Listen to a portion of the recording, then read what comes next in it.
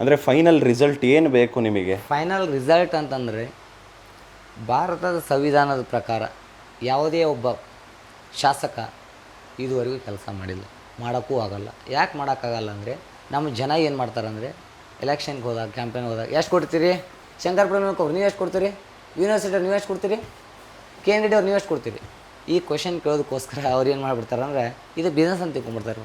ಯಾವುದೇ ಒಬ್ಬ ಶಾಸಕ ಬಿಸ್ನೆಸ್, ಒಂದು 20 ಕೋಟಿ ರೂಪಾಯಿ ಹಾಕಿ ಇಷ್ಟು ಕೂರಿ ಹೊಲ ಮಾಡೇನಿ ನಾನು, ಏನೇಜ್ ಕೊಂಡ್ರೆ ಅಂತಿರ್ತಾರೆ, ಇಷ್ಟು ಕೂರಿ ಹೊಲ ಮಾಡೇನಿ ನಾನು, ಈಗ ನೆಕ್ಸ್ಟ್ ಏನಪ್ಪ, ಈಗ ಗೆದ್ರಾತು ಸೋತನ ಸತ್ತಂಗ, ನಾನು ಇಷ್ಟು ಸತೆ ಸೋತೇನಿ ಸತ್ತಂಗ, ಅದಕ್ಕೋಸ್ಕರ ಇನ್ಮ್ಯಾಗ ಏನು ಮಾಡ್ಬೇಕು, ಗೆದ್ದನವ್ರು ಬರೀ ರೊಕ್ಕ ಮಾಡ್ಕೋಬೇಕಂತ ನಿಂತಿರ್ತಾರೆ. ಅವ್ರದ್ದು ತಪ್ಪಲ್ಲ ರೀ, ಯಾಕಂದ್ರೆ ನಮ್ಮ ಜನ ರೊಕ್ಕ ಕೇಳ್ದೆ ಹಂಗೆ ಊಟ ಹಾಕ್ಬಿಟ್ರೆ ಅವ್ರಿಗೂ ಒಂದು ಪ್ರಜ್ಞೆ ಇರ್ತಿತ್ತು, ನಾವು ದುಡ್ಡು ಕೊಡಲ್ಲ ಊಟ ಹಾಕ್ಯಾರ ನಾವು ಕೆಲಸ ಮಾಡ್ಬೇಕಂತೆ.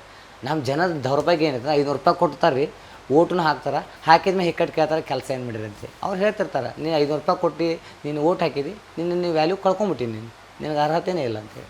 ಇದಕ್ಕೆ ಹೆಂಗೆ ಜನನ ಸರಿ ಮಾಡ್ತೀರಾ ನೀವು? 500 ರೂಪಾಯಿ ತೊಗೊಂಡೆ ಓಟ್ ಹಾಕಂಗೆ ನಾನು ಸರಿ ಮಾಡೋಕ್ಕಾಗಂಗಿಲ್ಲ. ಇದು ಹೆಂಗೈತೆ ಅಂದರೆ ಇದು ಬರೀ ಪಾದಯಾತ್ರೆ ಮಾಡ್ತೀರಾ, ಸುಮ್ಮನೆ ಆಗ್ತೀರಾ ಅಷ್ಟೇ, ಸರಿ ಮಾಡೋದಕ್ಕೆ ಪ್ರಯತ್ನ ಏನು ಪಡಲ್ಲ. ನಾನು ಪಾದಯಾತ್ರೆ ಮಾಡ್ತೀನಿ, ರಾಜಾಕ್ರೋಶ ನಂದು ಏನು ಹೊರಗೆ ಹಾಕಬೇಕು, ನಾನು ಆಕ್ರೋಶ ಹೊರಗೆ ಹಾಕ್ತೀನಿ ಅಷ್ಟೇ ಅಂತ ನಿಮ್ಮ ಇದು ಕೊನೆ. ನನ್ನ ಪ್ರಶ್ನೆ ಇನ್ನೊಂದಿದೆ ಇದೇ ವಿಚಾರವಾಗಿ. ಈಗ ಜನಗಳೇ ಸರಿ ಇಲ್ಲ ಅನ್ನೋದನ್ನ ನೀವು ಹೇಳಿದ್ರಿ. ಹೌದು, it's a part of system. ಹೌದಲ್ವಾ? ಅಂಥ ಜನಗಳ ಆಕ್ರೋಶ ನಿಮ್ಗೆ ಯಾಕೆ ಬೇಕು?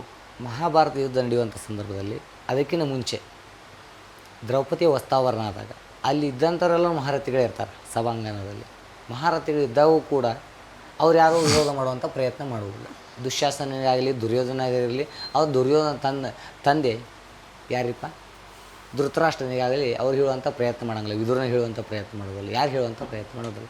ಅದಕ್ಕೋಸ್ಕರ ದ್ರೌಪದಿ ಏನು ಮಾಡ್ತಾಳೆ, ಶಾಪ ಕೊಡ್ತಾರೆ, ನೀವೇನು ಈಗ ಕಣ್ಣು ಮುಚ್ಚಿ ಕುಳಿತಿದ್ದಾರಲ್ಲ ಇದೇ ನಿಮ್ಗೆ ಸಾವಾಗಿ ಕಾಡುತ್ತೆ ಅಂತೇಳಿ. ಅದರ ಅರ್ಥ ಏನಂದ್ರೆ ನೀವು ಪ್ರಬಲರಿದ್ದೀರಿ, ಸತ್ಯ ನ್ಯಾಯ ಧರ್ಮವನ್ನು ಪರವಾಗಿದ್ದೀರಿ, ಅದನ್ನು ಎದುರಿಸುವಂಥ ಶಕ್ತಿ ನಿಮ್ಮಲ್ಲಿದೆ ಅಂತಂದ್ರೆ ಜಗತ್ತೇ ಸುಮ್ಮನೆ ಕುಂತಿದ್ರು ಕೂಡ ನೀವು ಎದ್ದು ನಿಂತು ಅದರ ಪರವಾಗಿ ಹೋರಾಟ ಮಾಡಿ ನಿನ್ನ ಪರವಾಗಿ ನಾನು ಇರ್ತೇನೆ ಅಂತ ಭಗವದ್ಗೀತೆ ಕೃಷ್ಣ ಪರಮಾತ್ಮ ಹೇಳಿದಕ್ಕೋಸ್ಕರ ನಾನು ಅವ್ರ ಪರವಾಗಿ ನಿಂತಿದ್ದೀನಿ.